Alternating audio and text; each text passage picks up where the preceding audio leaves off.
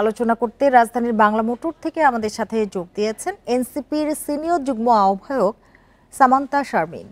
সামান্তা শারমিন, আপনাকে স্বাগত জানাচ্ছি ইন্ডিপেন্ডেন্ট টেলিভিশনে। যেটি জানতে চাই যে মানবতা বিরোধী অপরাধে শেখ হাসিনার এই যে ফাঁসির রায়, একে জুলাই গণ অভ্যুত্থানের সুফল মনে করেন কিনা?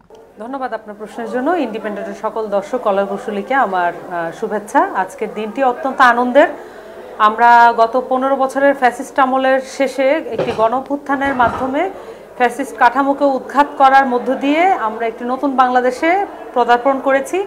সেই সাথে আমাদের একটা কাজ ছিল যে বিচারের ব্যাপারে আমাদের অনমনীয় থাকা, এবং সেই জায়গা থেকে এনসিপি তার পুরোপুরি দায়িত্ব পালন করেছে।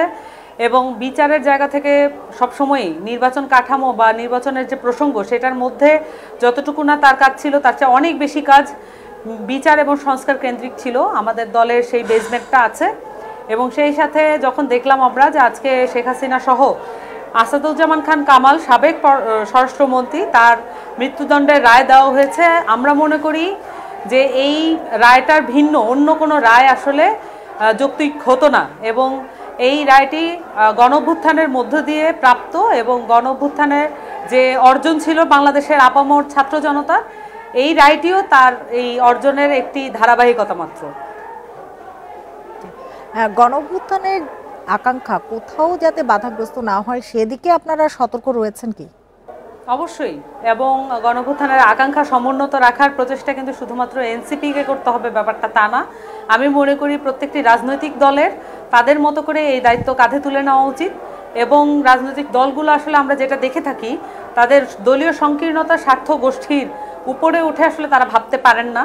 তাদের কাছে ক্ষমতাধর এবং বলয়ের মধ্যেই থাকাটা তাদের জন্য বেশি প্রয়োজনীয় হয়ে দাঁড়ায়।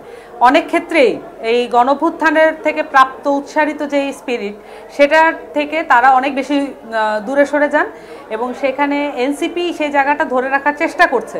কিন্তু আমরা মনে করি যে এই যে ক্ষমতার রাজনীতি থেকে দূরে সরে এসে দায়িত্বের রাজনীতি, এবং সেই সাথে এই রায়ের মধ্য দিয়ে ভবিষ্যতে আর কোনো শক্তি যাতে ফ্যাসিস্ট হয়ে উঠতে না পারে, নিজের পক্ষে স্বৈরাচারও হয়ে উঠতে না পারে, এটা আমাদেরকে সর্বদা মনে রাখতে হবে। পরবর্তী যে কোনো রাজনীতিবিদ এবং যে কোনো সংসদ সদস্যের জন্য এই রায়টি একটি শিক্ষামূলক জায়গায় থাকবে, যাতে করে তার মনে হয় সে যাতে ক্ষমতার দম্ভে এতটাই অন্ধ না হয়ে যায় এবং মনে না করে যে কোনো কিছু প্রশ্নের ঊর্ধ্বে। জি, আপনি বলছিলেন আর যেন স্বৈরতন্ত্র ফ্যাসিবাদ গড়ে না ওঠে, সেই চেষ্টা আপনারা অব্যাহত রাখবেন কিনা? ইনশাল্লাহ, অবশ্যই। আমাদের একদম সুনির্দিষ্টভাবে এনসিপি কিন্তু গড়ে উঠেছে বিচার সংস্কার এবং গণপরিষদ নির্বাচনের দাবি মাঠে নিয়ে।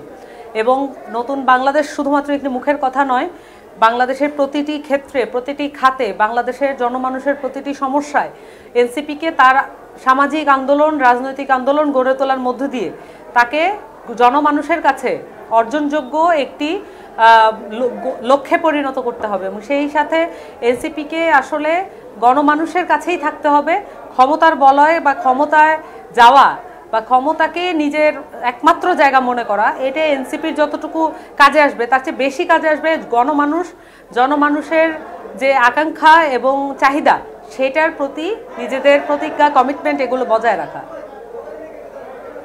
আপনি বলছিলেন গণমানুষের কাছেই থাকবে এনসিপি। সেক্ষেত্রে আপনার কাছে একটু জানতেই চাই যে জনগণকে সম্পৃক্ত রাখার জন্য দল কিভাবে স্বচ্ছতা ও জবাবদিহিতা নিশ্চিত করছে? প্রথমত, একটি নতুন রাজনৈতিক দল অনেকগুলো প্রসেসের মধ্য দিয়ে আসলে তার নানান ধরনের যে কাঠামো, এগুলো গড়ে তোলে। এবং সেই কাঠামো গড়ে তোলার একটা কিছু অংশ আমরা করার চেষ্টা করছি। কিন্তু এইটা আমি মনে করি না যে 1 বছর সময়কালীন বা 1 বছরের কম সময়কালীন কোনো দলের পক্ষে অনেক বেশি আসলে অ্যাচিভ করা সম্ভব। কিন্তু আমরা এর মধ্যে কিন্তু মাঠেও ছিলাম। রাজনৈতিক যে আমাদের দাবিগুলো ছিল সেগুলো নিয়ে আমরা মাঠে বিভিন্ন সময়ে আন্দোলন গড়ে তুলেছি। বিচার সংস্কার নিয়ে আমরা কন্টিনিউয়াসলি মাঠে ছিলাম। এবং এটার মধ্য দিয়ে কিন্তু আমাদের দলীয় যে স্বার্থ বা দলীয় যে আস্ফালন, সেটার চেয়ে বেশি আপনারা দেখবেন যে জনগণের, মানুষের প্রতি আসলে যেই জায়গাটা রাখা দরকার, যে বিচার সংস্কার নিয়ে অনমনীয় মনোভাব রাখা দরকার, বরঞ্চ আমরা সেটা রেখেছি। এবং আমাদের দলের অভ্যন্তরীণ যে ডেমোক্রেসি, সেটা আমরা চর্চা করার চেষ্টা করি। কিন্তু আমি পার্সোনালি মনে করি যে এটা কোনো একটি একক দলের বিষয় না, এটা আসলে সার্বিকভাবে বাংলাদেশের রাজনীতির এবং রাজনৈতিক দলগুলোর আসলে ভাবনা চিন্তায় এবং তাদের ওয়ার্কিং প্রসেস এগুলো পরিবর্তন করতে হবে। রাজনৈতিক দলগুলোর সংস্কার প্রয়োজন, তবেই একমাত্র নতুন দল হিসেবে এনসিপিরও সেই জায়গাটা তৈরি হবে যেটা বাংলাদেশের মানুষ আসলে চাচ্ছে। সামান্তা শারমিন, আপনার বক্তব্য স্পষ্ট। আপনাকে অনেক ধন্যবাদ আমাদের সাথে যোগ দেওয়ার জন্য, সময় দেওয়ার জন্য।